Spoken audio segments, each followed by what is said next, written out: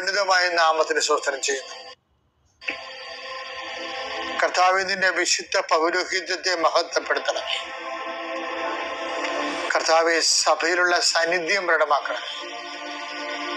40 വർഷം ഞാൻ അർപ്പിച്ച കൃപാനയുടെ യോഗ്യതയാൽ കൃപാസ്ഥാനത്താറെ ജീവനോടെ പ്രത്യക്ഷപ്പെട്ട പരിശുദ്ധ അമ്മയുടെ മാധ്യസ്ഥത്തില് ഞാൻ മക്കളെ ആശീർവദിക്കുന്നു. ഈശോയെ, ഈ പ്രാർത്ഥന ഈ പൈപ്പിൽ വെള്ളം വരുന്നത് പോലെയാണ്. കഞ്ഞി വെക്കണമെങ്കിലും കാപ്പി അനത്തണമെങ്കിലും വെള്ളം കിട്ടണം. അതുപോലെയാണ് കർത്താവ് പലരും ലിവിങ് ബ്രെഡ് കൂടിക്കൊണ്ടിരിക്കുന്നത്.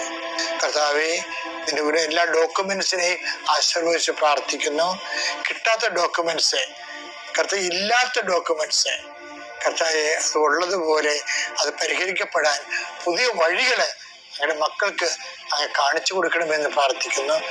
കർത്താവെ, തൊഴിലാളികള്, മത്സ്യത്തൊഴിലാളികള്, അവരുടെ കടങ്ങള്, അവരുടെ ജീവിത ആവശ്യങ്ങള്, അവരുടെ തൊഴിൽ സംഘർഷങ്ങള്, അതുപോലെ തന്നെ കർഷകരുമായി ബന്ധപ്പെട്ട് വരുന്ന എല്ലാ വേദനകളും പരിശുദ്ധമ്മ ദേവമാതാവിന്റെ മധ്യസ്ഥ ഏൽപ്പിക്കുന്നു. ഭവനരഹിതരെ അവരെ ആശീർവദിക്കാൻ പ്രാർത്ഥിക്കുന്നു. കർത്താവെ, മക്കൾ ഇല്ലാത്തവരെ അവരെ ആശീർവദിക്കാൻ പ്രാർത്ഥിക്കുന്നു.